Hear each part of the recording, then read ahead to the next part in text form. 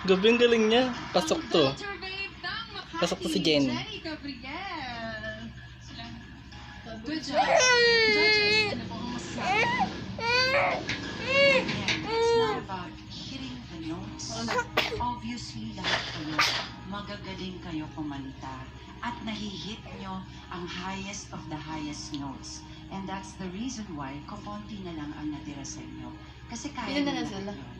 Ano? Pero to deliver those high notes, and yet Pwede let na rin us siya. feel whatever emotion you want us to feel is another level. Diba? Smart. So, Jenny, I truly enjoyed your performance. Aside from that, I love your hair. Thank you so much. Ganda ng buto. May tanong yan ako sa inclusion. Gusto ko sagutin mo to honestly. Yun bang performance mo ngayon is worth almost 4 million na papremyo dito sa The Clash? Yes po. Para po sa pangarap ko. Yes po.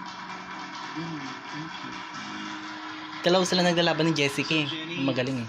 thank you for sharing that song to this generation. 4 million mapapanalo. Para Okay. maintindihan ng mga Sweldo anak ng Jeremy Chenko.